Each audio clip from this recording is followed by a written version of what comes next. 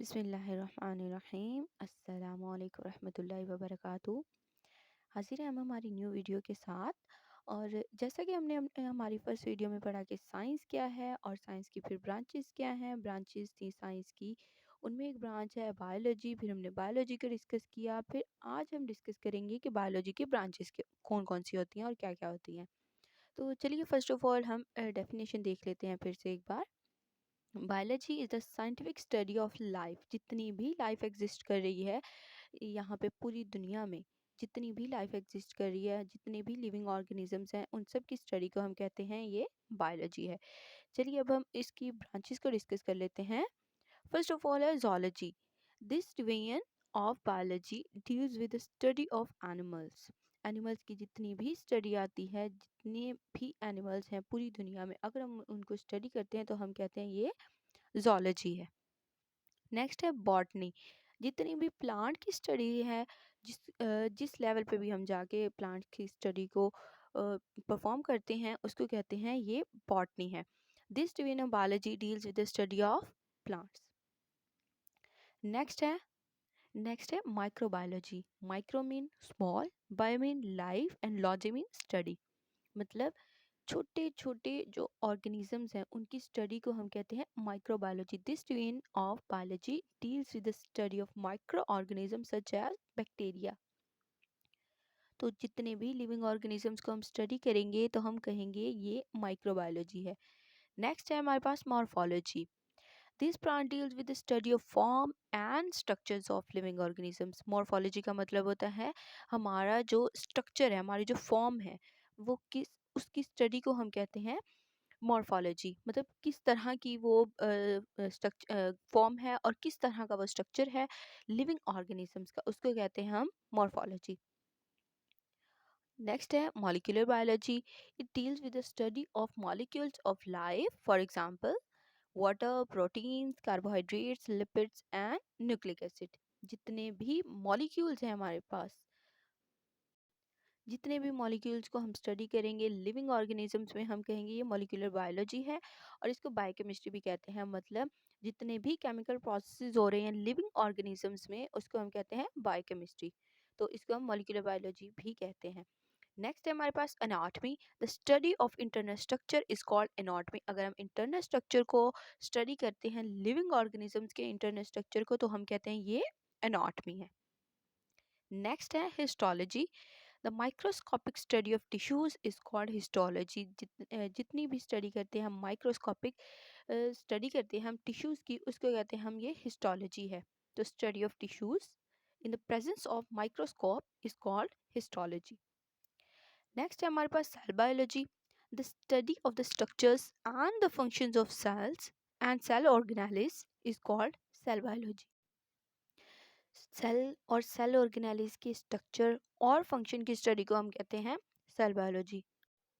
तो cell cell और cell organelles के हर फंक्शन को, स्ट्रक्चर को, किसी भी चीज़ को हम स्टडी करेंगे, या फिर हमारी जो सेल डिवीजन है उसमें कौन कौन, इस सारे को हम कहते हैं सेल बायोलॉजी। मतलब सेल का स्ट्रक्चर, फंक्शन, उसकी डिवीजन और जितने भी स्टेप्स इन्वॉल्व होते हैं डिवीजन में, उन सब की स्टडी को हम कहते हैं ये सेल बायोलॉजी है। नेक्स्ट है physiology. Physio mean function. Then we can say that this branch deals with the study of the functions of different parts of living organisms.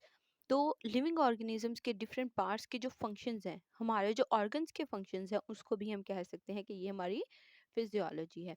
Next है हमारे पास genetics. The study of genes and the role in inheritance is called genetics. जितनी भी jeans की study है या फिर jeans का रोल, हमारे जो इनहेरिटेंस है, हमारे जो ट्रेड्स हैं, जब वो ट्रांसफ़र होते हैं पेरेंट्स से ऑफस्प्रिंग में, उनकी स्टडी को हम कहते हैं जेनेटिक्स। देन है inheritance mean the transmission character from one generation to the other.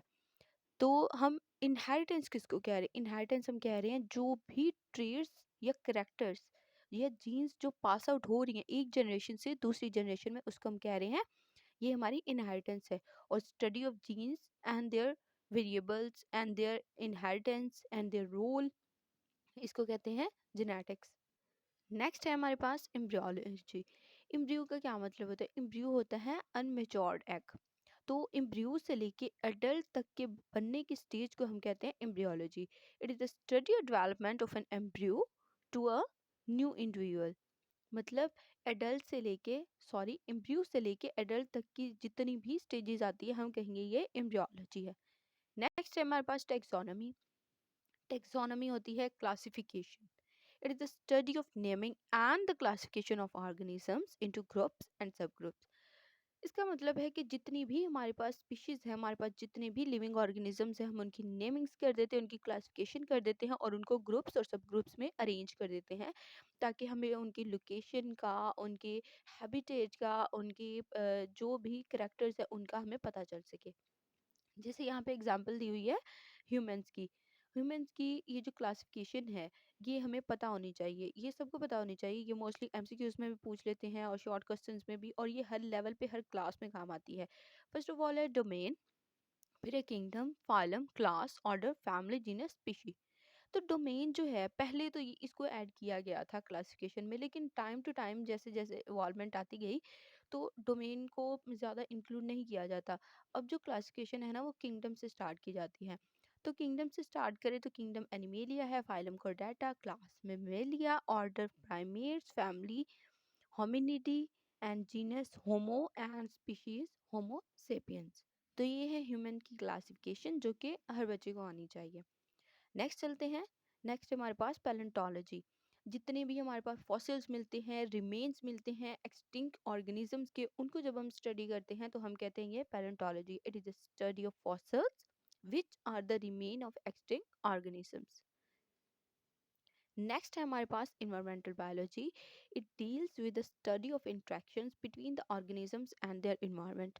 तो इसका क्या मतलब है? इसका मतलब है कि हमारा लिविंग ऑर्गेनिजम्स का जितना भी जो भी एक्सटर्नल इन्वायरमेंट है, जो भी इंटरनल इन्वायरमेंट है, हम उनका इंट्रैक्शन देखते हैं कि वो अपने इन्वायरमेंट के साथ कैसे इंटरेक्ट कर रहे हैं। मतलब लिविंग ऑर्गेनिजम्स अपने इन्वायरमेंट के साथ कैसे इंटरेक्ट कर रहे हैं, उनका इंटरेक्शन कैसे है, तो इसको हम कहेंगे ये इन्वायरमेंटल बायोलॉजी है। इन्वायरमेंटल इन्वायरमेंट से निकला है, और biology, bio mean life and logy mean study, life की स्टडी, इन्वायरमेंटल से रिलेटेड, तो इसको हम कहेंगे इन्वायरमेंटल बायोलॉजी। नेक्स्ट है हमारे पास sociobiology. This branch deals with the study of social behaviour of the animals that make societies. Living organisms का जितना भी सोशल बिहेवियर है कि वो सोसाइटी में कैसे रह रहे हैं, अपनी कम्युनिटी में कैसे रह रहे हैं, अपनी पॉपुलेशन के साथ कैसे रह रहे हैं, तो उसको जब हम स्टडी करेंगे उनकी सोसाइटी से रिलेटेड, उनकी सोसाइटी से उनको इंटरेक्ट करवा के या इंटरलिंक्ड करवा के, तो फिर हम क्या कहेंगे, ये है सोशो बायोलॉजी। नेक्स्ट है हमारे पास parasitology. This branch deals with the study of parasites. जितनी भी पैरासाइट्स की स्टडी है वो आएगी किसमें? पैरासिटोलॉजी में। Parasites are the organisms that take food and shelter from living hosts and in return harm them. Parasites क्या होते हैं? Parasites वो होते हैं जैसे कहते हैं ना आस्तीन के सांप। तो मतलब जिस चीज़ पे रहना उसी को हार्म करना। एक तो ये अपने होस्ट पे रहते हैं और वहीं से अपनी फूड लेते हैं, उसी को अपने लिए शेल्टर बनाते हैं और फिर इन रिटर्न उनको हार्म करते हैं। तो ये है पैरासिटोलॉजी। नेक्स्ट है हमारे पास biotechnology. It deals with the practical application of living organisms to make substances for the welfare of mankind, sorry mankind. ये जो है बायोटेक्नोलॉजी, ये क्या है? हमारे लिविंग ऑर्गेनिजम्स में जो प्रैक्टिकल एप्लीकेशंस की जाती हैं न्यू सब्सटेंसेस बनाने के लिए, मैनकाइंड के ही वेलफेयर के लिए, उसको हम कहते हैं बायोटेक्नोलॉजी। मतलब चीज़ें बनाना आर्टिफिशली लिविंग ऑर्गेनिजम्स के लिए, उन्हीं के जो सब्सटेंसेस हैं उनको यूज़ करके। जैसे माइक्रो ऑर्गेनिजम्स हैं तो उनको भी हम यूज़ करते हैं इसमें। हम ये मोस्टली ये लेबॉर्ट्री वर्क होता है क्योंकि ये आर्टिफिशियल परफॉर्म कर रहे होते हैं हम। नेक्स्ट है हमारे पास इम्यूनोलॉजी। इम्यूनोलॉजी इम्यून से निकला है, चलिए इसको देख लेते हैं। It is study of the immune system of animals which defend the body against invading microbes.